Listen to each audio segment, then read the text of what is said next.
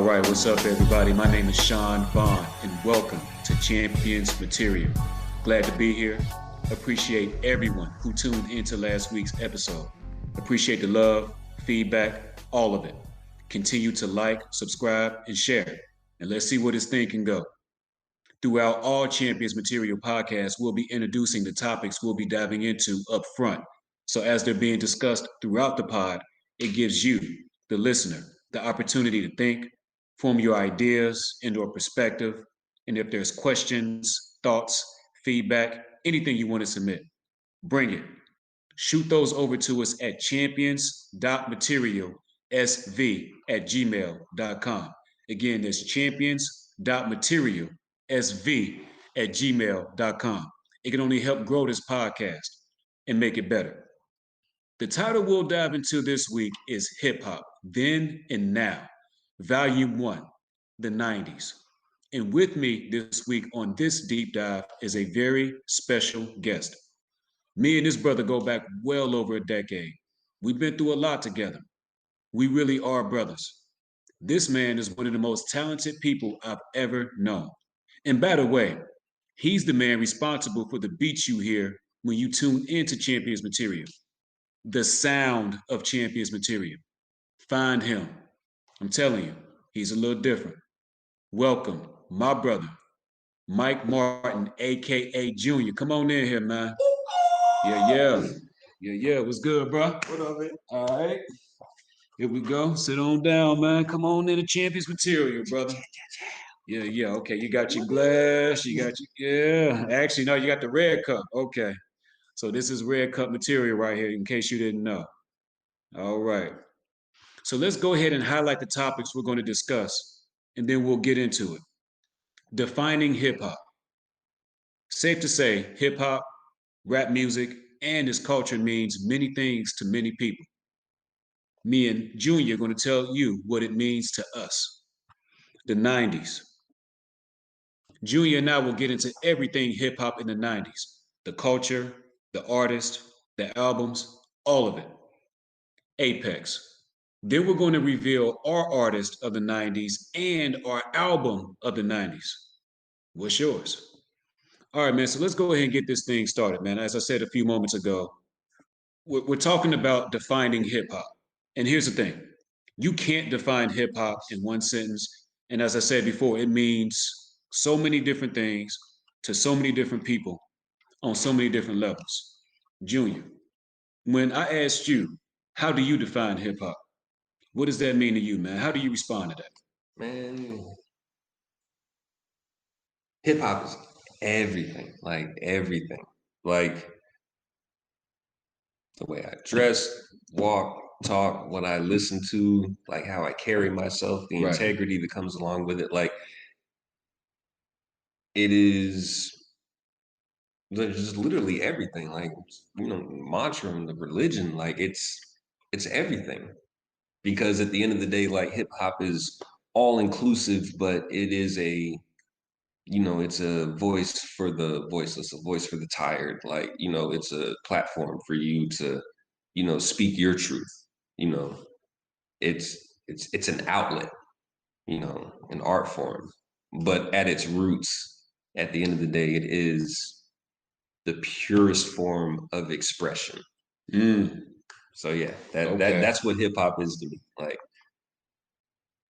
The purest form of expression. That's real shit right there, man.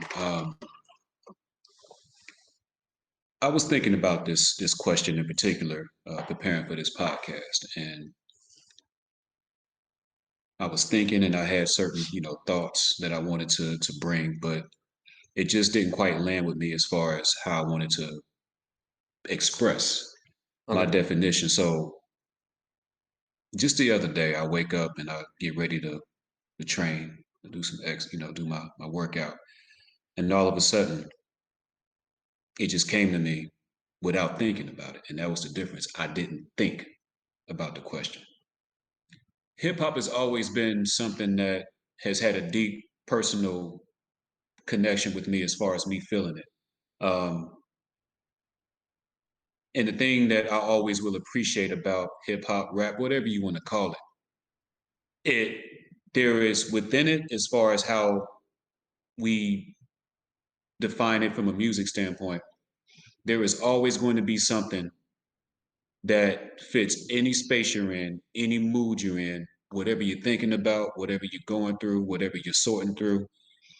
If you're at your highest, you've got plenty of representation throughout the years within the hip hop genre, music genre in general, but specifically hip hop, where you're going to have everything you need if you're up here. If you in in that space where you're not quite where you want to be and you need to get out of that thing that you're in, oh, you got plenty within the realm of hip hop as far as music and the artists and everything that we've seen and everything that we've heard.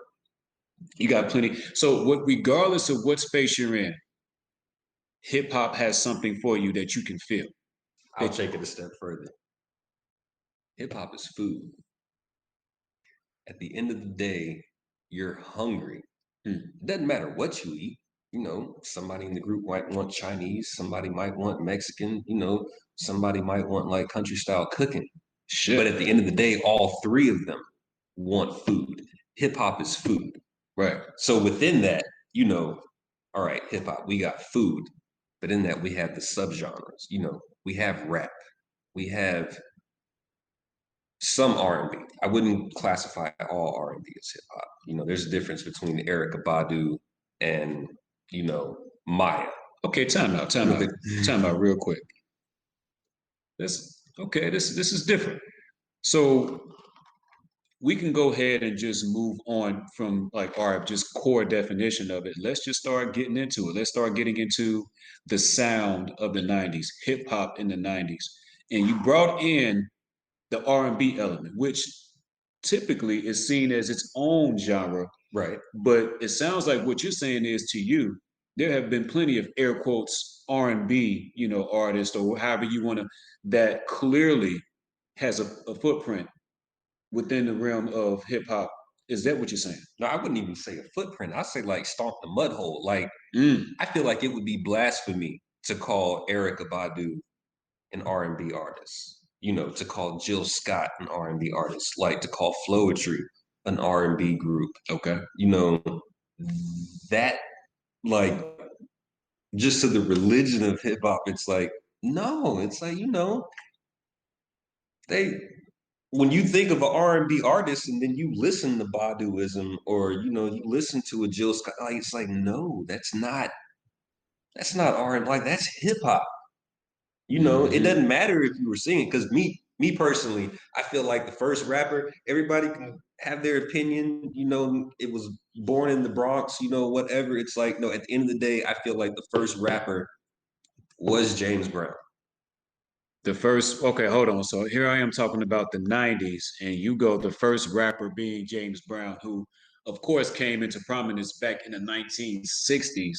Yeah, and saying, going into the 70s. So yeah, as like, if you're asking me like when hip hop came about or what is hip hop, it's like you can't listen to James Brown and label him as a singer. It's like, no, like James Brown, like he might have sang for like, he might have gave you like 8 bars of singing. Okay.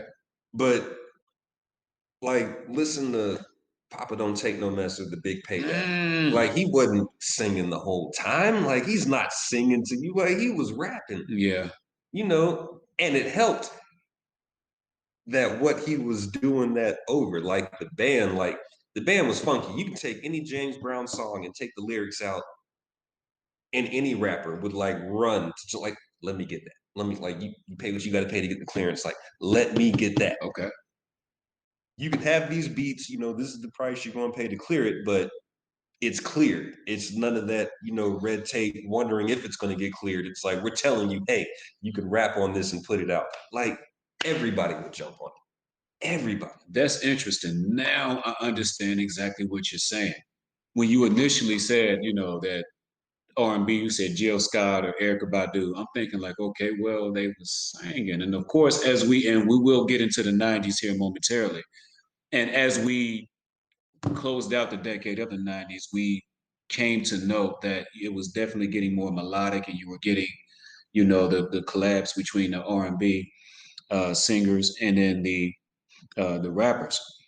But you're talking about just the sound of it and how it, definitely belongs and but what you say, definitely has its foot within the realm of hip hop. So basically, it's the sound of it that you're like, okay, no, that sound is hip hop. Oh yeah, like even for me, it's like it was lyrical content. It was what I got out of it. Like when I start talking about R&B artists versus hip hop artists in the female genre, it's Janet Jackson. That's always a hard, you know, that I that's it. know. That's an even scale. It's like I Right. want to call it hip hop, but Janet Jackson to me is the definition of an R&B artist. But at the same time, I'll take the Velvet Rope and I'll compare it to Baduism because they both came out, at about the same time. Right. But Baduism, like the first track, Rim Shot, like I'm listening to it and what I get, I'm like, okay, this chick is trying to tell me something. Right. She's trying to tell me something. But at the same time, it's like I'll go and listen to the Velvet Rope, and it's like, okay, Janet's trying to tell me something, but she's singing it to me. It's. I guess it's two different styles of cooking. Yeah. Okay. Okay. I got you. I got you. So it's like I'm gonna get fed either way, but Janet Jackson, she's definitely R&B. Like I don't want people to call her pop, but that's what it is. Like it feels good. But when I listen to Erica Badu's Baduism the first time, I'm hard pressed to say that she didn't encompass everything that Outkast did for me the first time I listened to one of their albums. Okay. Like it took Andre Benjamin and, you know, Three Stacks to give me the same thing that Erica by herself was giving me. I understand You know, exactly what you're saying. And, I hadn't even thought about it that way. But when you put it that way, absolutely. Because it's the sound and also what the feeling. Well, basically what you're yeah, saying is the the feeling, the feeling that you're getting is definitely hip hop. So yeah, okay, so we like want to all day, right all all day. day. So you know what? So for me, when I define hip hop, it's all everything and everything that I feel, and then it's how I process it and it's how it stays with me.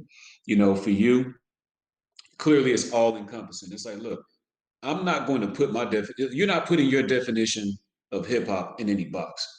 If it No, does what it's supposed to it's do, bigger than the it's box. bigger than in the Yeah. box. So I feel you on that. Now let's go ahead and before we tap into the 90's, we have got to, pay our respects and show our respects to, if we're being honest, the birth of hip hop as we know it now. Like the birth of modern hip hop, rap, whatever, was the decade of the 1980's. And Oh yeah. we can't, start this thing off going into the 90's like the 80's didn't happen. That we're not doing that on Champions material. We are not having that type of disrespect. So let's go ahead and just do it this way, man, before we even, dive into the next topic. When I say hip hop, rap, whatever, 1980's, what do you think of? What was that for you? Man, as When this somebody thing that was real, when this thing that we now call hip hop was really, really get okay, so for me, as that kid hearing rap, getting introduced to hip hop for the first time, instead of rapping along, I right. was so Dougie Fresh for me. Like that's me Ah, all day. Like okay, okay, that's what I loved yeah, about it. yeah, yeah. Okay, for me, the first thing I think about, and again, I told you about like what as far as hip hop and what it's always meant to me, it's what it does to me and how I feel and Mhm. how it gets within me. LL Cool J, I'm bad. What? The Prince of Def Jam. Like, come on. I'm bad. The first The artist ever signed first to Def Jam. Like the time Prince I of Def ever Jam. heard I'm bad, I was like, what in the fuck is going on? It's the first time that I like cussed and I was like, damn, did my mom hear that? Yeah. Did Did you he rap it in the boxing ring though? I'm Yeah. telling you, and the thing about it was for me, it just hit me in the way that nothing, and of course, shout out to NWA toward the end of I Oh mean, yeah. we can go all day long with the groups, Grandmaster, like we can span the '80s. But what I wanted to do was just capture what the '80s meant to me as far as hip hop. That track, that song, I was like, okay. I knew from that, and I was just a little kid the first time I heard it. I mean, I was young and out here, but Bro, I the get first time I heard that track, I was like, this will be that was like my first quote unquote. We all had our anthems when we were coming up as far as like albums or certain tracks we would hear. And we was like, that shit felt like it was a soundtrack to our life at that moment. That was my first one. LL Cool J, I'm Bad was my first anthem. So the 80s, I felt like, and think about it, man. The 80s, particularly when you had the air quotes gangster rap and that really started to come in, or what was going on down in Miami with Luke and the Two Live Crew. Really, that was a gangster. my thing That was about it, spring break yeah, it fun, was, summer yeah, it fun. was. That was That's what that the was. precursor to Freaknik, Yep, what? but Yeah. that's a whole nother conversation for a whole nother day. But my original point was that the '80s was really when hip hop was, fighting, keyword, fighting Yeah, fighting to get a to voice. fighting that to really be Hmm. heard, to really establish, what it was all about. What wasn't necessarily in radio play, as we know, was huge Hmm. at that time. Also on television, you had cable television, MTV being the most prominent example. Like Yep. getting your video on MTV back in the day was a huge fucking deal. What? Yeah, that was And like so getting on the charts. yeah, to me, it felt like if you want to say capture like how you felt or the spirit, I'll say that of the 1980s, I would say it was a fight. It was a fight to establish yourself. It was a fight to be heard, and it was a Hmm. fight to say we're not going away. No, Like however yeah, you feel about NWAs, the F the police and fuck the police. Like however you feel about where we're coming from, you don't understand us. So you're going to hear us, Ice T. You're going to hear us, like yeah, one way or another. Like everything is not going to be well. See, at that time, if we're going to be real about it, within hip hop, it was like, look, we gave you Michael Jackson. Like he's all over. Like we gave you, like, you know what I'm saying? it's like y'all Like got Michael. you got Michael. Don't ask, Yeah, don't ask for too much now. All right. And we were like, no, we have something to say. Like yeah, we have something to say as a genre. We have something to say as a movement. KRS-One, Public Enemy, like they were making statements like real shit as far as what was going on at that time. right. So we were hitting you from multiple directions. NWA, which is coming straight forward, West Coast style. We had Public Enemy, we had KRS-One, LL Cool J, at various times coming Yeah, in and yeah. hitting you from another perspective out east. Now we'll get into this more in the '90s, but it was primarily east East and West. and west. Right. And you had, and again, even with just within those two spaces, you had different like variations of what you would call hip hop and or rap. And it was clear that the decade of the '80s was like, we're here to stay. You can't kick us out. And Of course not. I felt like that was the vibe that as I'm very young at this time, but just Hmm. sort of like the vibes I was getting and the feeling I was getting coming up, it felt like okay, going into the '90s, we told y'all we're not leaving, we told y'all we're not going nowhere, and we're not. And I felt like we entered the '90s that way. Now, let me ask you this. Now in the '90s, in the decade of the '90s, we're both, we're young, but we're coming up.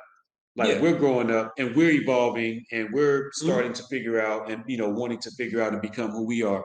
So the decade of the '90s, the reason why I wanted both of us to get into this because we've had all kinds of conversations, Junior, and it's clear that within those conversations that you may say the quality of music or the diversity of music or the sound may be better from a different decade, but I don't believe no decade for you in hip hop was as important just based on where you were in life and how the '90s, as it evolved with the music, it really provided a soundtrack to you becoming a man. I feel like the '90s was probably going to be for you and me, the most important, not the best, but the most important. Like for example, and you know, you all out there, Champions Material, you know who you're talking to, so you knew this was coming. Muhammad Ali was at his best fighting Cleveland Williams.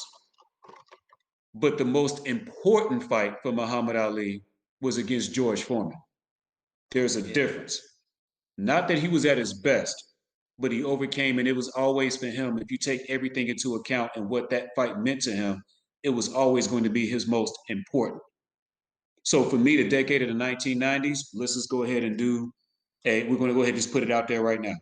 I will personally say that it's not the best decade from a music standpoint, but it will always be the most important decade as far as what it did for me, what it meant for me, and how I watched the genre evolve as I was trying to evolve and my ability to connect with the music. So as we now transition into the 90s, what was hip hop, rap, whatever you want to call it, what was it for you and what did it mean to you during the 90s? And you can start at any point and you can just take it where you want to take it, man. Because this is some heavy. We got time, bro. That's the reason why I got the red cup here. Dude, I remember the first time that I heard it. I got 5 on it. Like Lunas. I remember where I was the first time I heard that song. Like, bruh, like the 90s, like it was so long ago, but it wasn't so long ago. And the crazy part, like, I don't mean to like veer off topic, but it's kind of like Dave Chappelle said, because of social media, it's like the space shuttle blows up every day or whatever. So people don't remember stuff, but right. Always something. I can remember the first time I heard DMX. Like, I can remember the first time I heard Jay-Z. A lot of people, they don't remember that. They don't know what they were doing. They don't even know the year, sad to say. But like, I remember the first time I listened to a Fugees album. Like, I could take it deeper than the Fugees album. Like, the Fugees album, The Score, that was 96. But I know, because I was living in Detroit at the time, in 96, there was this movie that came out, and it was called The Show. The Show. And a lot of people do not remember that. I remember my youngest uncle was 12 years older than me. Shout out to my Uncle Nick. God bless that man. I love that man. He's like a big brother. He's more than an uncle because he's the closest thing I have to a big brother. I'm the oldest sibling on my dad's side. So yeah. I don't know what it's like to have a big brother unless I look at him. But, age-wise, 12 years older, that's a big brother. But I remember he went to all the concerts and all the shows, and he sent me home with T-shirts, and it had The Show on it. Like, yes. I wish to God I still had these shirts, but I don't. But that's when I found out about the Fugees. Like, I remember seeing the video for Killing Me Softly, like the first time. Like, I remember staying up with him, watching Beavis and Butthead and MTV and all that, Eon Flex. And they would play videos in between, like, none of y'all millennials will understand what it's like to watch MTV and it actually stay true to its name. Like, MTV stands for music television, but y'all don't know that. All y'all know is Teen Mom and Jersey Shore and all this stuff. Like, MTV actually, like, you literally, it was music videos. That's how we learned how to dance back in the day. Like, that's what it was. Somebody dropped a song with a video, you put the tape in the VCR, you recorded it, and then you did what? You went in front of the mirror and you was like, all right, we about to rewind slow-mo. Like, that's how we gonna learn these new dances. We gonna be in there. That's what we did before the internet. Training camp. Nobody knows that struggle. But like I said, though, like, yeah, like I can remember where I was. Like, I was in my uncle's room in Detroit, 96, like listening to The Score, watching the movie, The Show. Like, I remember when the Fugees came out. Like, I feel like there's a disconnect. Like, nobody, think of any artist that you follow today. Nobody remembers the first time they heard that artist. Right. Because there's so much information being tossed around and it's like at our fingertips. But like, nobody, like, those feelings aren't there anymore unless the artist is memorable. And the first artist I will say for that is like Kendrick Lamar. Granted, this is a 90s episode, but everybody remembers where they were the first time they heard Backseat Freestyle. Everybody remembers the first time they sat and rode in somebody's car, puffing a J, listening to Good Kid, Mad City, or the first time they heard Section 80. Everybody remembers where they were. Okay, I got you. In this age. But the sad part is because, that's a top 10 dead or alive, Kendrick Lamar. Okay. But me and you get no argument from me. Yeah. Me and you can remember the first time we heard Outkast. Mm. But nobody else, You know what? Time out. 25 and under can remember the first time they heard Outkast. Time out. Just for a second. So, you had to go there, didn't you? Like, okay. I'll table my, what. I'll come back to it because it will be intertwined into this topic right here. Outkast. Are we best group in the 90s, hands down? Okay. So like we went there. Like we did the math, like we did our research. Like I tried, and the only horseshoe I could throw out was Dead Prez. But as far as body of work, for the 90s, I found out Dead Prez didn't come out to the millennium. Yeah, Outkast, they own the 90s as a group. Now, I dare you to try and find me and I'm not talking about you. I'm talking about the viewers. Like, I dare anybody to find me a rap group. Now, I'm a Roots head, but Roots isn't a group. Roots is a band. That's one MC. You can argue Malik B, but Malik B only really has 2. You can muddy the waters and say 3 albums, but no. A group. The only thing I can come up with was Dead Prez, and they literally dropped their first album. They got mainstream notoriety in the millennium. Like, as far as the 90s go, you know what? We're interested to hear what you all think. If for all the ladies and all the gentlemen out there tuning in, if you all believe that there's someone or a group that we have missed or someone that we're not even talking about, and you're like, wait a minute, how y'all talking about best group of the 90s? You ain't even mentioned. Shoot that over to us at champions.materialsv@gmail.com. I'm ready for this. I'm here for this conversation. Any day of the week, twice on Sunday. So let us know what you think. Myself, Junior, Outkast. Group of the 90s, arguably the best hip hop group of all time.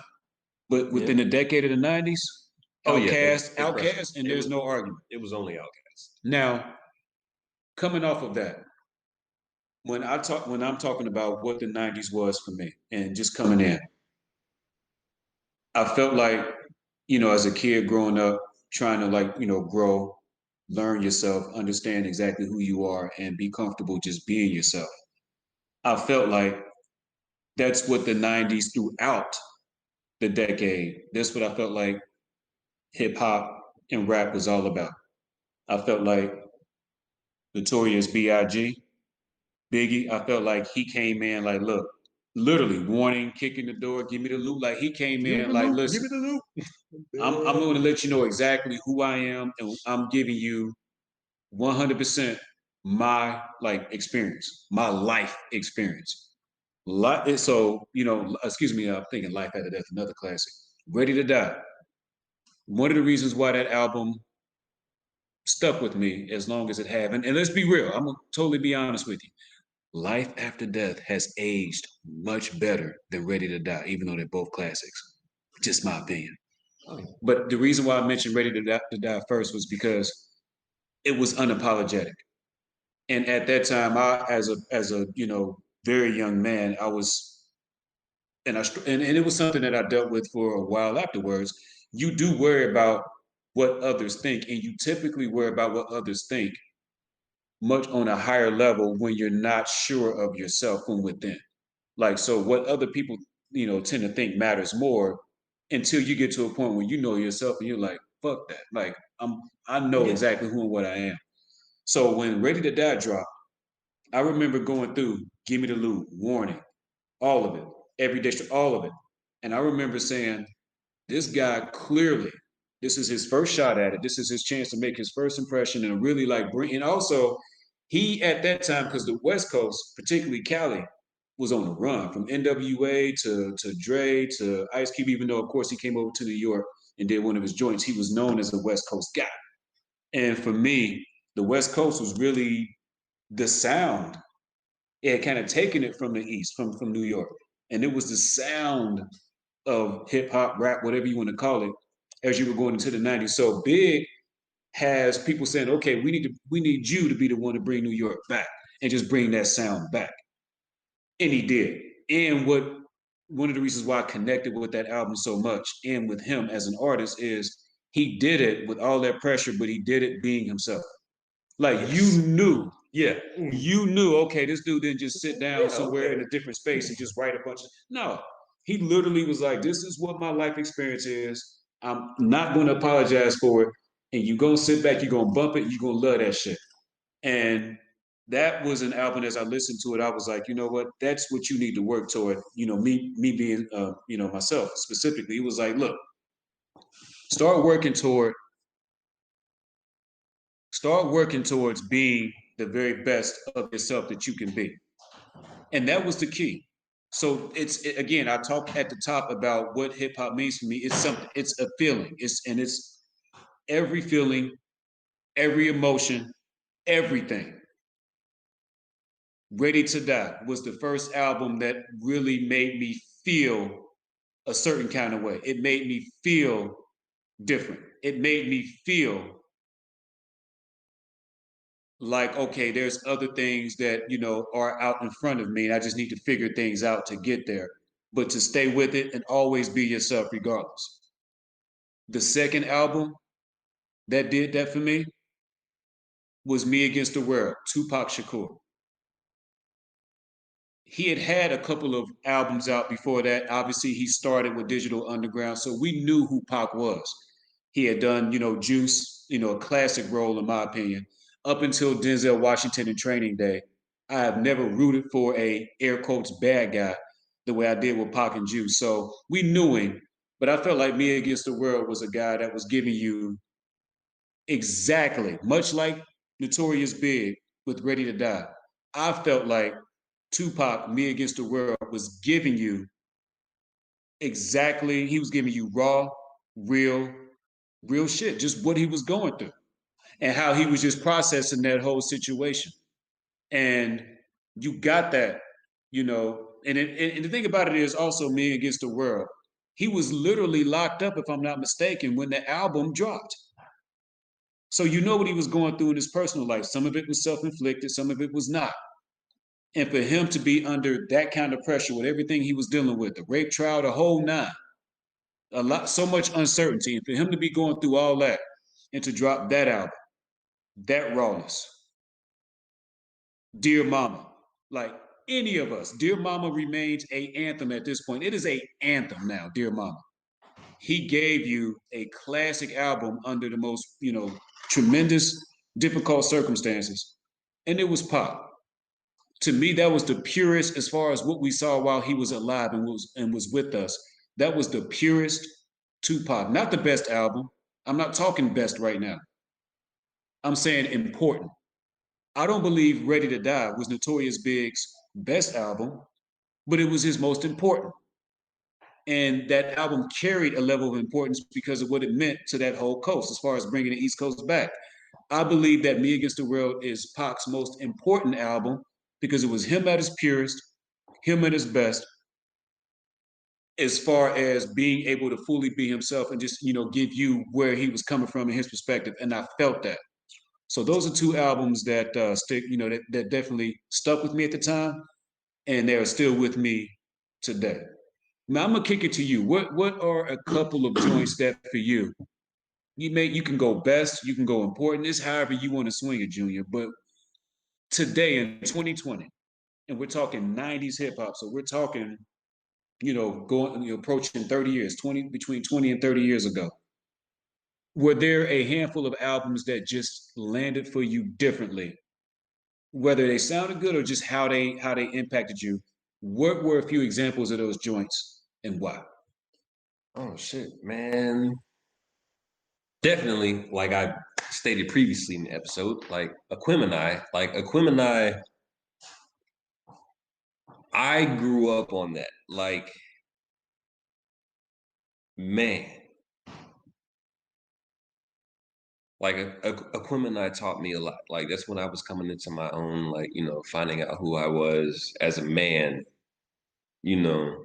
And then another album, just from the musical standpoint, dabbling in band, picking up drums, the saxophone and all that stuff. The first time I heard The Roots, Do You Want More? Like, I remember that album coming out in 95. And like the first time I heard it, I was like, wow. Like,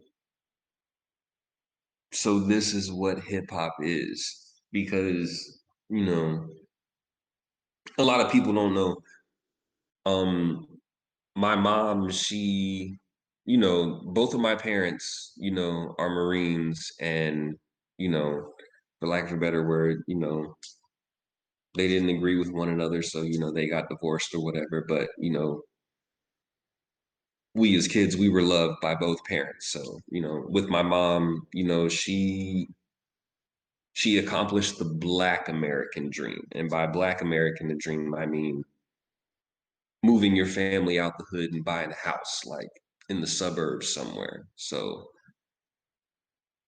growing up there in elementary school, it was like, no, we didn't like the people that I hung around, like the people that were my neighbors. It was like, no, they didn't listen to hip hop, and even if they did, their attitude towards it, it wasn't the same as mine. They were just like, oh, like, what is this? Like, they Right, call right, this yeah. music or whatever. But like, I can remember being on the school bus, and me and my sister were the only Black kids, or I should say, we were the only Black people on the bus, Mm, except for the person driving the bus. So mathematically, it was only three of us, versus 42, you know. But the first time I heard Aquemini, it was like, man, this is amazing. And then when I heard the Roots, like the Roots really spoke to me, because growing up in the suburbs, in elementary school, everybody listened to rock. mm. And, it took a while for me to realize, as a grown man, it's like, okay, well, white people, they didn't create rock, we created it, they just sang it a different way, which is cool, because at the end of the day, creation, that's what it is. It's like, you're building on the, what is it, you're building on the foundations of what other people laid before you, Yes, right. so I have no problem with that. Like, first and foremost, I'm not trying to say that anybody is a vulture of anything when it comes to creativity. It's like, well, yeah, if you can take from somebody else and add +1 to it, it's like, well, yeah, you did what you were supposed to do. So in saying that, it's like, I grew up listening to a lot of that music. I coming up, I listened to a lot of Corn, Limp Bizkit, Mm-hmm. 311, Mm-hmm. Rage Against the Machine. Shout out to Andrew De La Roca. You know, I grew up listening to them, and I was like, man, this isn't what I associate with, rock. Like, I don't compare this to Black Sabbath or Led Zeppelin. Don't get me wrong. Both of those bands are nice. Like, go check them out if you haven't, if you're a lover of music. But it doesn't have that same sound. It doesn't have that same feel. Like, you can't listen to Rage Against the Machine and then go and listen to Black Sabbath and get the same, sustenance. Right. But knowing what reporters wrote about them, and just even before they did interviews, like the feeling, it was like, okay, these guys listen to hip hop. Right. I can tell before they went in the studio, you know, they were listening to Public Enemy, they were listening to Run DMC, they were listening to something, because they're bringing that funk in there.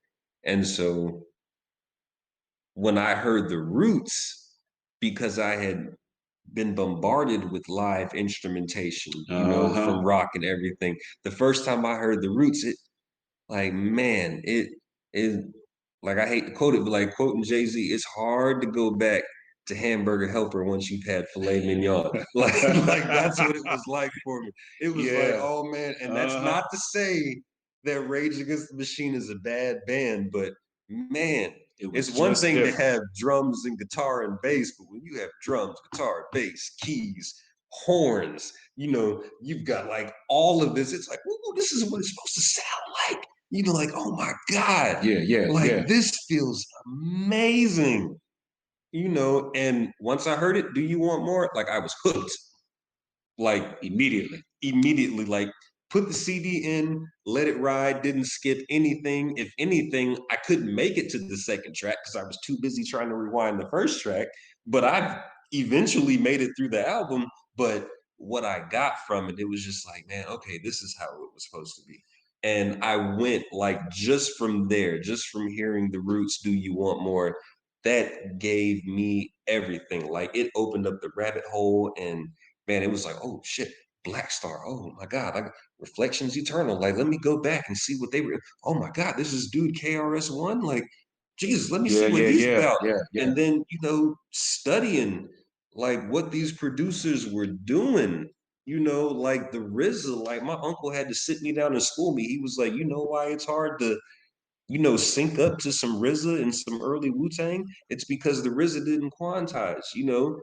That was all a 4-track recorder. And then like I listened to some old Dr. Dre and he's rapping about rapping on a 4-track recorder and bouncing 16 tracks down to one, and doing like a cinematic landscape of sound, but he's working off of 4-track recorders. So like I got history, I got science, like everything that I Everything. was searching for, that school wasn't giving me because you go to public school, everybody gets the same thing. Right. And, luckily I had one of the moms that was like, all right, you go in history, answer the questions they want you to answer. When you get home, I'm gonna tell you the truth. Like, shouts out to my mom. Like, I love you. Like, you're a beautiful woman. Thank you for that. Mm. But Yes. when it came to music, like that's what I was missing because at the end of the day, pop is pop. Like it all sounds the same. The only time it sounded different to us is when we got Michael. You know, True. that's the only time like it was innovative. Like don't nobody sound like Michael. And if you want to argue it, I mean, the only person that sounds like Michael or does what Michael is doing is maybe Chris Brown or The Weeknd. You know, like Where it's that comparable. Yeah, where it's yeah, comparable. No like doubt. comparable. Like you can start to have the comparison conversation, but Understood. like that's it. But when it came to hip hop, it was like, man, like buying a new album was almost like getting a new history textbook. Like there were so many things that I would hear them rap about, and then I would go to school and ask my teachers, well, what is he talking about when he mentioned this? Like I remember the first time I asked my history teacher about the Iran Contra scandal. Like I remember asking about that. You know what, man? So let's transition. Okay. We'll get into the big topic here, the final topic here in a few moments. But I want to do something a little different. So, what are you can go like your top three, however you want to do it, man. There are some songs of the '90s that definitely, Ooh. definitely hit you in your chest, stayed there, and they're still with you to this day. Here's one I'm gonna kick off. I remember exactly where I was and what was going on the first time I heard Hypnotize. I'll never forget it. I'll never forget where I was, man. I was coming up, middle school, so high school, but not quite high school. You're growing up and your priorities are changing a little bit. Um, yeah, man, but was at Golden Skates, Cincinnati, Ohio. So shout out to everybody in Cincinnati that's listening. Y'all know what I'm talking about. Golden Skates. It was a staple, probably still is, staple of just like a gathering spot when you was coming up, teenager, middle school, high school, whatever. And you would go there. It was nice. The setup was nice. you could skate, and depending on the situation, depending on the time of day, you were either skating or you was just, what I'm saying, doing your thing and dancing and skating with or without skates, your choice. It was all about your movement and how you got down, what your program was. Um, but I was there. I'll never forget this. I was there, man, and it was just me and a couple of cats that I came up with, and you're hearing music all night, and you're hearing stuff that's current, but stuff that you've heard before. So, like you're aware of it, but it's not really grabbing you. But just boom, out of nowhere, that beat just came in. Dun, dun, dun, dun, dun, dun, dun, dun, sicker than your average. I said, "Whoa, what is going on here?" It sounded so futuristic. It sounds modern and current today in 2020. So it sounded so futuristic, and the beat was just so melodic. This is over 20 years ago now. I was instantly like, we was all like, me and my guys, we were all talking. We was like, all right, we're gonna break. We'll be back. We all got to go to work. The young ladies was like, they had, they sitting there talking. A couple of them drinking a little something. They like, excuse me, right? They go out there, they start moving or whatever, and everybody was just grooving. Everybody was having a good time. Everybody was just stepping, in their own space. And I just remember like being just immediately grabbed and just like feeling it like, yo, this is crazy. And Big hadn't been around, hadn't been around for a minute. He had done, some shit with the Junior Mafia, but it had been some years since Ready to Die, right? So, I was looking forward to him coming back and seeing, what it was, what his program was now. I heard Hypnotized. I was like, okay, I knew Life After Death was around the corner. So I immediately was like, all right, yeah, this is on my radar. Um, was looking forward to it going into that next year, 97. Yeah, 97. And then he died. We lost him out there in LA. Um, crazy. He wasn't even 24 years old, man. It's crazy that we lost him. And because of that, and partially because of that, my anticipation for that album, of course, went sky high. And I got the album, and it was a double album, double CD back in the day. Um, instant classic. Listen down to it. It was my anthem through '97, and it was only Jay-Z, Hard Knock Life, like the Volume 2, that joint. It was only when that came out that it replaced Life After Death as far as my regular rotation. What's Beef, Sky's the Limit, highly underrated joint with a 112 R&B group from the '90s. My Downfall, it just had 10 crack commandments. Like, it had everything. Going back to Cali, you know what I mean, kind of gave you that hypnotized type groove to it. So it just gave you everything, man. And that album is timeless. Notorious Big, rest in peace, aka Christopher Wallace, a timeless artist. Your legacy, will live on, man, because you created some music that's going to stand the test of time. Believe that for sure, man. So that's where I'm coming from. Is there, and I'm sure there are. What are some of the tracks or a track that just you remember where you were, and it just something about that one? It's just a little different for you.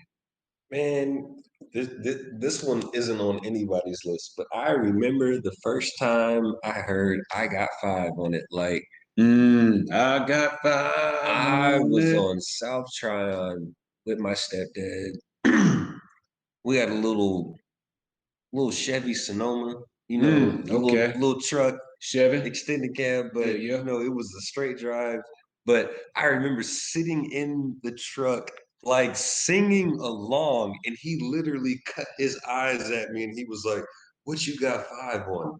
Because I didn't know. Like, this song came out in '95. So at the most, I was going to fifth grade. At the least, I was coming out of fourth grade. And I was like, I What mean, you got five on? it's like, I don't know what I got five on, but whatever it is, it sound good. Yeah, yeah, yeah. Like, I got five on it. He was like, five what? Do you even know what they talking about? And it was like the first time I realized that, Yeah. okay, I don't understand. they're talking about something. Let me understand. Exactly. And that was the day I started really like trying to read into what they were talking about. Yeah. That's when I came like lyrically aware.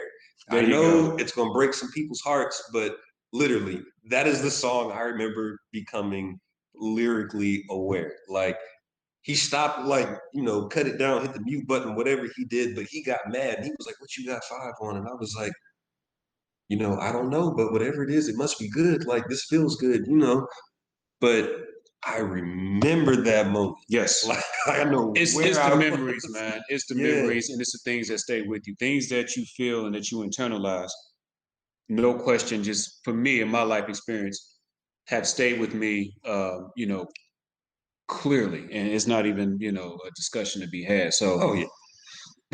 one thing I do want to talk, about before we get more into your project, I'm really looking forward to hearing more about that, is how the sound of hip hop evolved throughout the 90's. I mean, starting out the 90's with what you were getting from New York, where it was just raw, like it was, it was just like, and then going out west and how Dr. Dre was giving you something more melodic, but he could also still hit you with the gangster rap. I felt like one of the key reasons why we saw the sound of music evolve is because we got talent that really started to emerge throughout the 90's from different areas. It wasn't just West Coast, primarily Cali, and it wasn't just East Coast, primarily New Right. York, right? We got mid to late 90's. We got out of Tennessee, really starting early 90's with 8 Ball and MJG. Oh yeah. Out of Memphis. And then we got the 3-6 Mafia coming. Future Oscar winner, by the way. Like, bro, coming out of Memphis, right? We got UGK, Pimp C, Bun B, coming out of Houston. You know what I mean? Coming out of that part of the South. And then toward the end of the decade, you got something called Chopped and Screwed, and you was like, the fuck are they doing with this beat slowing it down? But why is this shit catching me though? Why is this shit catching me? Right? Then we cannot continue the whole has Cash Money Records, toward the very end of the decade of the 90's and what they've done, whether it's Young Money, Cash Money, whatever. We'll have that debate another time. We'll just say Cash Money. What they've done has definitely had a longer shelf life, but No Limit Records out of New Orleans and what they did coming out of there mid to late 90's, it was like a bomb. Like the way that they were just pumping out albums every other week. But the thing about it is, it wasn't a loss of quality. If you take a look at their run, I would say primarily from '96, Master P, Ice Cream Man, 96 to 99, yeah, 90 through '99. It wasn't that they were just putting out that ridiculous. We've never seen that. We have not seen that before or since. But they had a lot to say, and there was a lot of talent. Mia X, a highly underrated female MC. Her and Jean Grey, like in that time frame, Jean never quite got, but Mia X, highly underrated. You know what I mean? C Murder, highly underrated. Mac, in my opinion, underrated. C Murder was the shine of the South. He was. That's how. And the thing about it was, C Murder was clearly, and his sound matched his life. Like he was in them streets. Yeah, like right.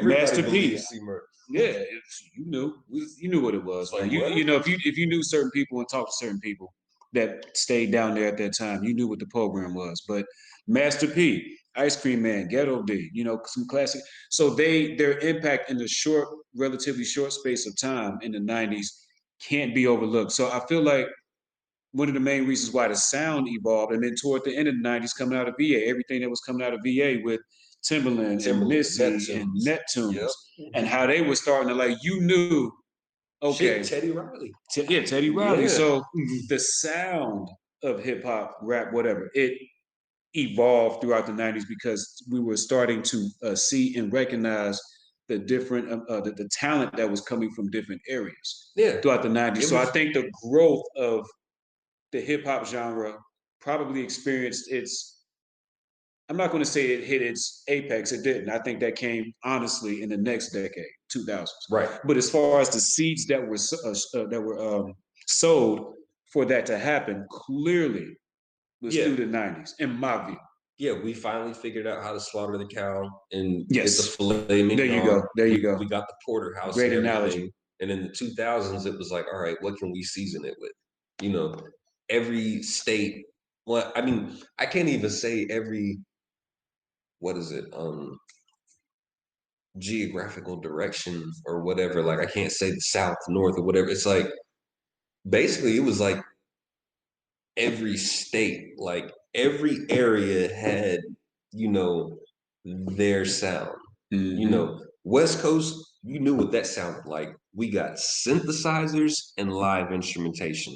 New York, we knew what that sounded like. We got boom bap, like, you know, it's just gonna be hard kick drums and hard snares, you know, with horns or whatever. Right, The right. South, it was that Rico way, like we getting 808s. Like we gonna give you 808s in all different flavors. Like you want hot sauce on it, cool. You want a little garlic butter on it, cool. You know, but you gonna get an 808. Yes. You know, when we got Florida, it was almost like the best of a New York producer and a ATO producer collabing together. You know, that's what the Florida sound was to me because I got the glitz of the the synthesizers, but I was gonna get that 808. Yes. And then Tennessee, like people like they might get mad at me, but sometimes Tennessee, like y'all can say what you want. I'm gonna go ahead and say it, but Tennessee 808s hit harder than Atlanta 808s. Like Tennessee, like 3-6, like DJ Paul, like everybody. Yeah, you better add some detail to that statement, bro. That was a pretty bold statement you just made. Everybody can remember riding with that friend in the car, and all he listened to was Project Pat when y'all was smoking weed or whatever. But get it green, get it green. Right. Like north, like the whole time, all you remember is everything in the car just. You know, like that's what it was. It was like, nigga, it's like I got in here sweating, but you know, we done wicked all the moisture off. We good. We good. Money. You know what I'm saying? Okay. You know, with this program. Okay. So real shit. Now let me ask you this. And I feel like I talked about this earlier. I felt like coming into the decade of the 90s, what you were dealing with was a genre that was fighting to have a voice, fighting to be heard. Like we're not going to be silenced. We're not going to be at first asked and then told directly or indirectly to go away. We're not going anywhere. Oh no. So that's how we entered the 90s. I'm sitting here watching, TRL, Total Request Live, like by the end of the decade, and everybody, black, white, and in between, loved them some hip hop. It was like the culture of hip hop, rockaware, woo-wear, FUBU, you know what I mean? Like you had Mesquite and Nietzsche. There you go. Like we can go on. We can go on all day with this. The irony was, and it wasn't just us, meaning brothers and sisters, buying it. Like it was us as a people. It was everybody. And so I feel like it's, I really feel like the foundation for hip hop, in my opinion, modern hip hop was the '80s. But I felt like the evolution through the '90s, to me, where it started in 1990 and where we got to 99, I felt like as far as the way that hip hop was viewed, how it was embraced, and how it was identified by all types of people. Oh yeah. It was crazy. And I feel like the 90s really, really drove that point home more so than any other singular decade. Because from the 2000s on, everybody, was I would say this. By the time you got to the mid 2000s, it was no longer a debate which genre within music was the most popular and had the most influence. I don't think you could even have that debate by the mid 2000s. Bro, I watched the country video last night. Country. And they had an 808 in this thing, and I was like, all right. There you go. Case in point. I was like, all right. Please and thank you, right? Like, yeah. So, I gave you that flavor. You can take it. do with it what you will. Right, get it in But to go cup, to go cup. No, but it was that's I feel like the '90s clearly took us from one end where we were fighting to just be heard to another where we were on our way to, if not already, sliding into that number one genre. Like in all the award shows, like the '80s, early '90s, the Grammys, it was like, do we really want to Snoop Dogg, Gin and Juice? Do we really want to? We went from that to by the time you got to the end of the '90s, we were everywhere. Oh yeah. Everywhere, and you had R&B people, country people, like everybody was trying to work with a hip hop. You had Mariah Carey, who was the R&B songbird, like clean songbird of the '90s. She's like, where's old dirty bastard? Where's he? Where's the locks? ODB, like God Right, rest right. his soul, like he Where's worked with where are the everybody. locks? You had Yeah. Janet Jackson, who was for all the youngins out there. Janet Jackson Jackson in the working with '90s Busta Rhymes. is what like is basically who Beyonce is today. Like Janet Yeah. was the one that stood out above all. I have a special place for Aaliyah, always have, always will, rest in peace. But in the decade of the '90s, it was Janet. Let's just, not your favorite, we're just taking everything into account. It was Janet. She's working with Busta. She stayed, as my man Junior just pointed out, she stayed working with Busta Rhymes. You know what I mean? She ended up collabing Yeah. with other rappers down the line as well, other artists. Now, with that said, and we've talked, you knew this was coming, and I've been really looking very much forward to hearing this. Who was Junior's hip hop rap artist of the '90s, and why? Who was if you only could pick one, if only one guy, one girl could be your hip hop artist of the decade of the '90s, who would it be and why? Who would it be? Who would it be? I'm gonna say Outkast, and that's not an artist, that's a group, but it just speaks. You know what? It's within the rules. Do we not? It just there are no rules. This is just it's you. You know what I mean? Putting it out there, telling it like it is, man. it speaks to what they do. Like in my heart, I would love to pick, Black Star, Yes. as a group. I would love to pick, Talib and High Tech, but I can't. You can't do it. Like I can think of one song like Spodioti Dopalicious Angel. That song in itself explained the climate of the country Yes. in the time that I was living. When he said, I think it was Andre 3000, not I think, I know it was Andre 3000. He was like, you know, based in Niggerville, USA via Atlanta, Georgia.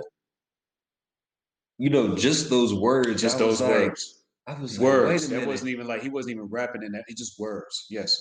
I was like, wait a minute. And to this day, as a grown man, like I'm 35 right now, and the only two places that I can call Niggerville, USA, first and foremost, is Atlanta, Georgia, but the only second place is Detroit, Yes. Michigan. Yes. Yes. Because that is and has been a black-owned city. But hearing it on an album, like put out to everybody, like Little Johnny or Little Tucker, Exactly. white America bought this album and what they heard, and it was like Niggerville, USA via Atlanta, Georgia. I was like, God damn, you know what? They got a point. I was like, wow, wait a minute. Like to actually sit and think about what he was saying, and then in the context of how he was saying it, he was like, it wasn't even him, it wasn't Andre, it was Big Boy. He was like, you know, where young black people go to experience their first little piece of the nightlife. Talking about the club they went to, and I was like, bro, like I can think of every spot that I went to when I was at that age. Thinking about that point in my life, even if it was just a 6-month span, like I can compile so many memories just in that 6-month span based on what he said. And at the time that I heard the album, I wasn't even going out at that time. When I heard the album, I was in high school. Right. So in my mind, I was like, and I'm looking forward to this. Like, they got stories to tell, and they're talking about this. Like, I want to experience that. Yes. It wasn't like I was going back, like, okay, let me think about when it's like, No, no, you it's weren't. like No, you they're weren't. telling me about something like this is literally like the Emerald City to fucking Dorothy.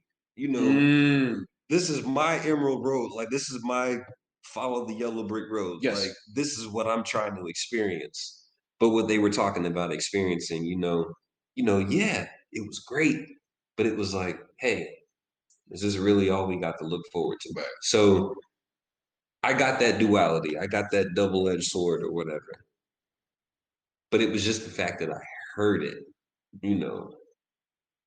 It's something about yeah. It's something about what you know versus what you hear, and it's coming from somewhere else. It's just sort of like, okay, that word, right? Yeah. I would say for me, when you think of the '90s, I think two of the top 10 most influential artists came in the '90s, and very unfortunately, they both went in the '90s. Much respect, for Notorious Big. Love Ready to Die, even though Life After Death for me has aged better. I think he was, but at the same time, you have to understand how young he was when he made both, particularly Ready to Die. So his life experience and things that he had been through, I'm talking about Notorious Big, you heard that and it came through in Life After Death versus Ready to Die because he was in two different places. But my artist of the '90s is Tupac Shakur.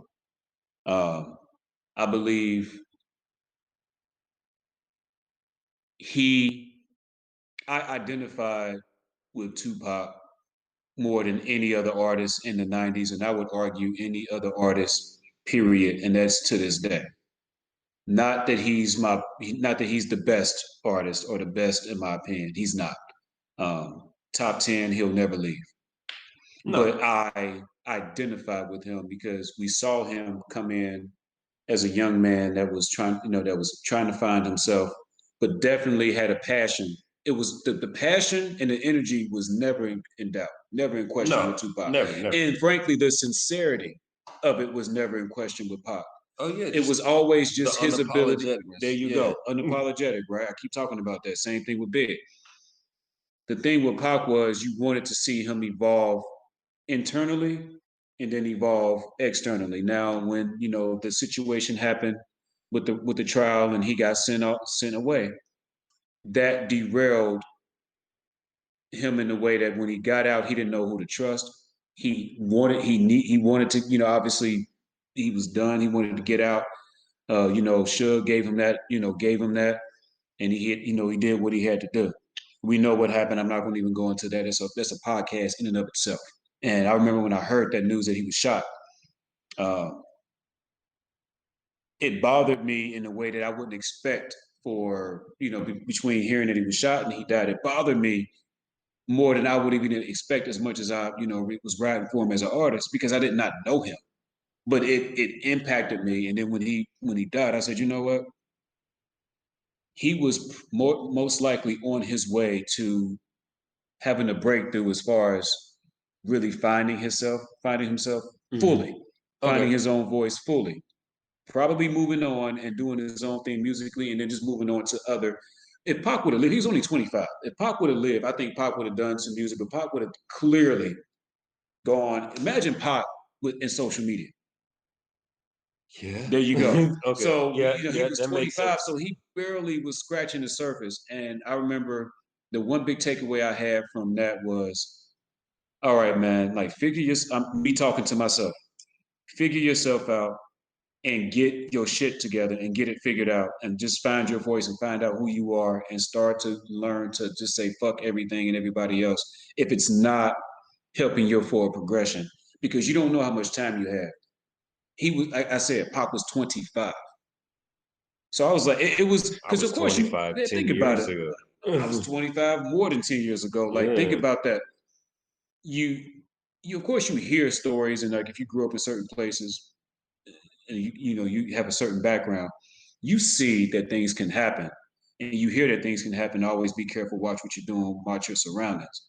But for whatever reason, watching somebody like him, as strong as he was, go taught me, or it left an impression on me to be like, all right, get out here and get this thing, live life to the fullest and figure this thing out. Have no regrets because you don't know when you're done, when you checking out of here.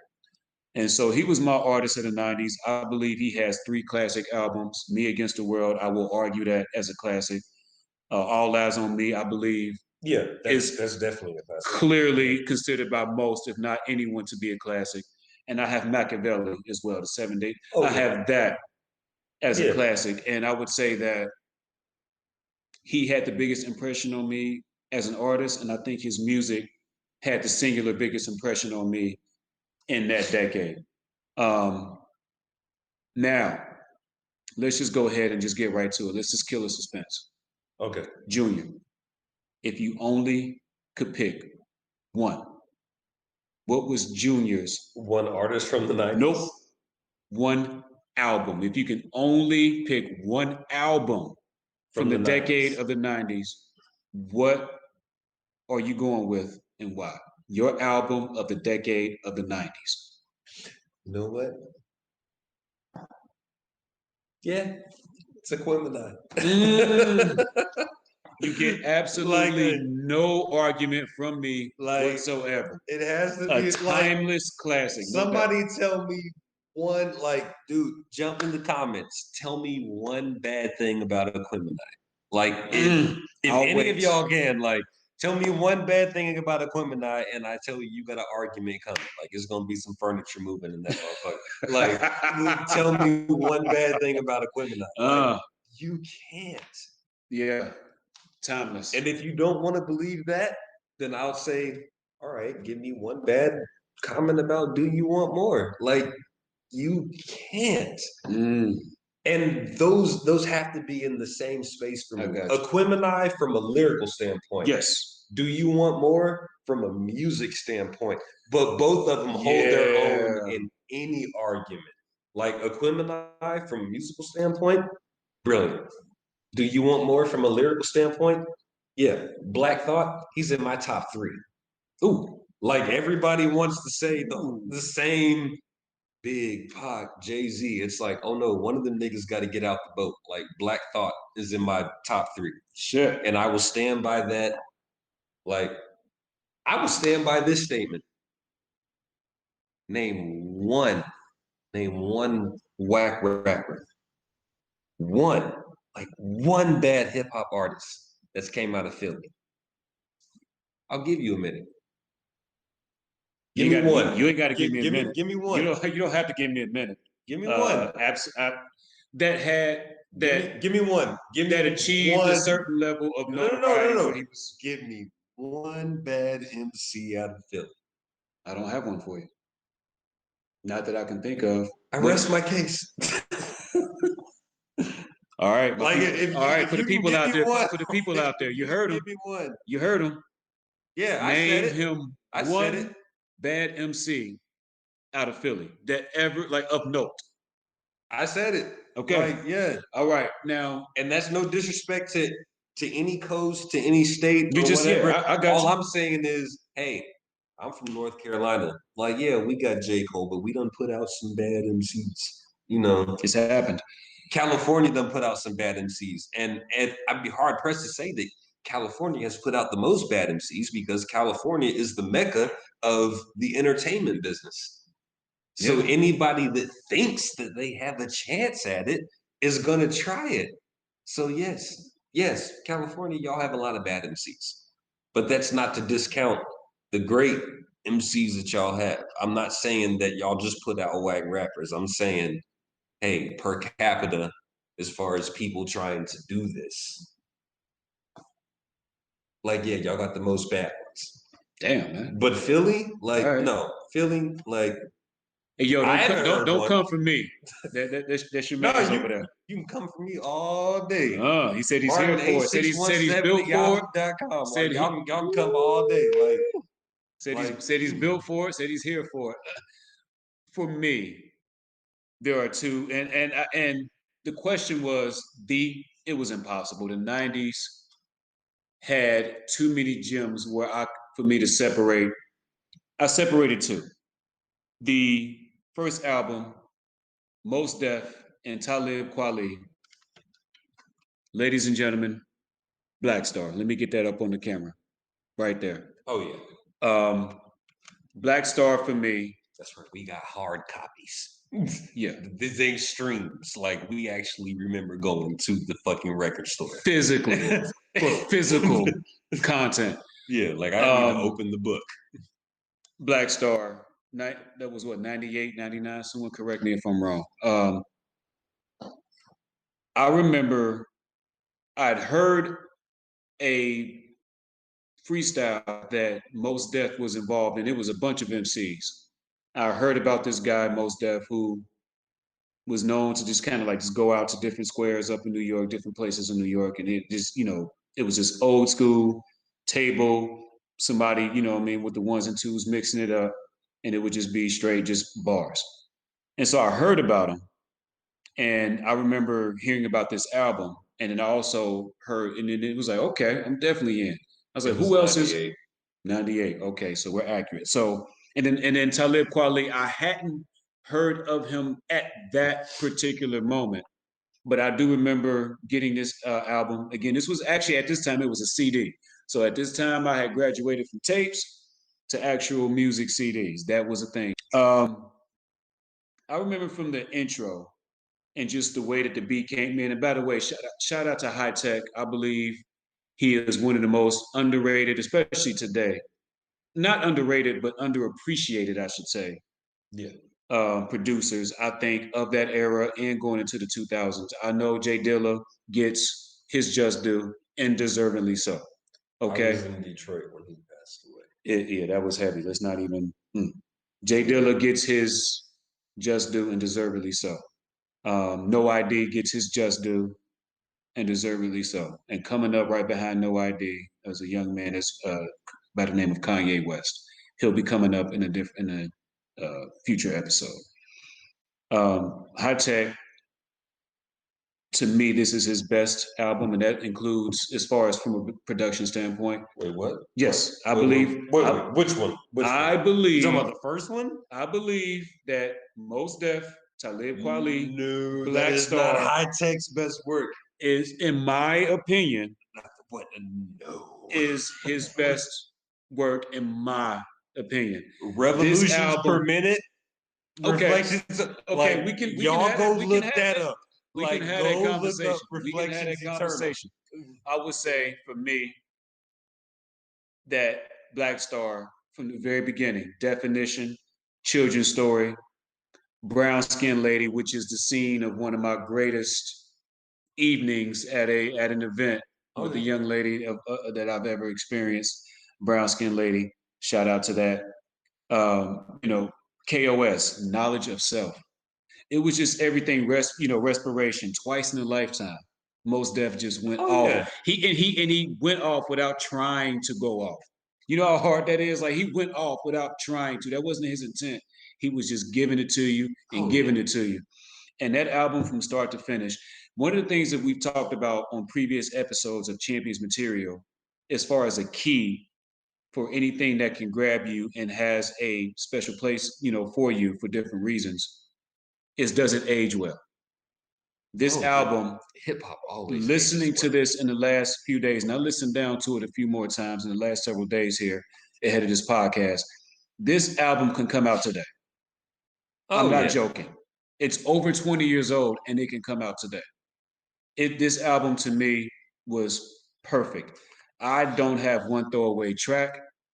Depending on the mood I'm in, if I had the time to spare, I can listen to this entire album from start to finish as long as I have the time to spare. The only time I've ever skipped any tracks is if I wanted to listen to specific tracks based on, okay, I'm going to be here in just a minute, so let me just go ahead and bump this one. I'll come back to it. I've never skipped this album, Black Star, ever. If, like, any tracks, anytime, if I had time to bump it. So Black Star, for me, is a timeless classic. It is one of my top 10 albums of all time, period. That includes, as my man Junior alluded to earlier, not just hip hop or rap, any genre, Period. It has a place on the wall, like on my personal like wall of fame within the realm of hip hop. Um, One other album that I cannot not mention when you're talking about the decade of the '90s, and I hinted at this a few moments ago, and that's Tupac or Machiavelli as he was going by at the time. Mm. That joint right there, man. The 7 day that album. Time goes by, puffing no lie, hoping that it gets me high. Got it going crazy. That album, toss it up. That album had everything, and it was Pac just basically saying, "Fuck y'all, Like, fuck it. fuck it, That's all he said. fuck it." He walked in the studio and was like, To fuck live it. and die in LA, like another classic album, and it wasn't that many tracks either. I want to say it was what 13. I could be off by Yeah, one it or was, two. it was 13 or 14. And he gave you everything. And the thing that I really appreciated about that album was it gave me a preview toward where he was on his way to being as an artist and where he was on his way to being as a man. Like yeah. Tupac Shakur was as sure of himself on that album as he was on anything that he had ever either put out, as a solo artist or anything that he participated in my opinion. It was him really transitioning into another phase. I felt like musically, I was really very much looking forward to seeing where he was going and what was going to happen. Unfortunately, we never got to see that. But again, in just a span of really 5 years, 6 years of being active beyond Digital Underground, Tupac Shakur left a legacy that I believe is second to none. Of course, when you're talking overall influence and longevity, there are several artists who have surpassed him.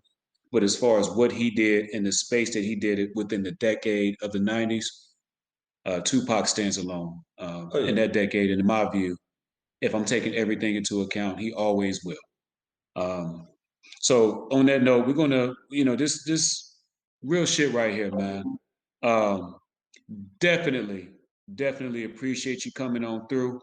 Um, this was, we've had our conversations, man, but this is bringing this shit to champions material. This is this was well worth the wait for me. This means a lot to me personally. Before we get up out of here, man, I want to, turn the floor over to you. Let the people get to know Junior. Let them get to know, everything that you're working on with this project, man. This is, I'm excited to see where this thing is going to end up. And I know, you've been putting your body into this, man, your soul into this. So let the people know, man. Okay, so yeah. I've been working on this concept album for, if I had to put a number on it, it's gonna be 2 years in about 2 months. So Interesting. That's a very yeah, interesting. like Okay. I grew up, the albums that I love are the albums that have a purpose. And Yes.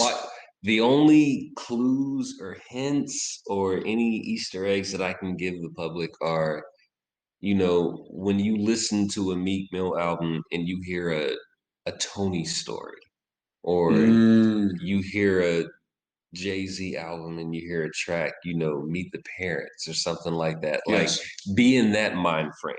Like, I want you to approach this album like, okay, I just paid, my $8 to go sit down and watch this movie. Like, that's what I want it to be like, because Wow. I Okay. can't think of any artist that's honestly put out a concept album. There's plenty of artists doing it, in other genres, but as far as hip hop, like, I'd be hard pressed to say that, like, I haven't heard of a hip hop artist to put out a concept album in a long time. Like, So like an American gangster, a la Jay Z, like where yeah, it's a like seriously, like, I okay. don't, in the 2000s, the decade of hip hop that I love the most, you know, everybody is about, let me take this sound and how can I add +2 or +3 or +4 to it? Yes. That's what I'm about. In the 2000s, we also got what? Producer albums. Like Timbaland dropped 2 shock values, Pharrell dropped the album. The Neptunes dropped the album. Like so many, even the Justice League. For y'all people to think that I don't listen to that shit either. Like, no, yeah, the Justice League, they dropped the album straight up. Like you had Ross and Drake and whoever. Like it was all Miami. Like we just call it the Miami album. But yeah, the Justice League, they dropped the fucking album. Swiss Beats dropped the album. You know, quiet as kept. The first person that I listened to as far as dropping a producer album was Swiss Beats. Like fuck Rough Riders. Like if you take Rough Riders and you spell it out, it's SWIZZBEATZ. Swiss Beats. Like that's what a Rough Riders album was. That is a good point. Like it it is was a a good producer point. album. It was Swiss That's Beats. a great point. Yeah. The decade of 2000s, the producer albums, and Yeah. hell, a lot of them was pretty fucking good. Well, like shit, A few Just of them were great. Blaze had So an you know, album, Swiss Beats, yeah, no Timberland, doubt. the Neptunes. Everybody was getting in there, Like, man. Everybody was getting in there and acquitting themselves hey. very well. So They was like, how can I get all these artists together and we all make some beautiful music, but I produce the shit? And that's where our most memorable songs came from. I mean, hey, I dare you to come and argue with me about it. Like, tell me that The Clones wasn't a great album. Like the Neptunes presents The Clones, like tell me that wasn't a great album. that's the joint that had fronting, right? And then yeah, that had fronting. Yeah, Had Frontin' was on that. Was rock and roll in that joint with Family? Yep, Rock and Okay, Rollin' with I'm with you on that. So, Like, ooh, hey, man, we talk about underrated you artists start, now. okay, Like, okay, hold on, up. okay. Hey, now see, now you're getting Like, okay. Now yeah. you dipping in that pool, man, and you gonna fuck around and have me jump in with you. Look, But so no, but Timberland came in and dropped two. okay, Shock Value and Shock Value 2. no And doubt. one of those songs, like, picture this. Timberland, Missy, Dr. Dre. When the fuck have you ever heard of that? Like Timberland, Missy Elliott, that's what I'm talking about, and Dr. Dre.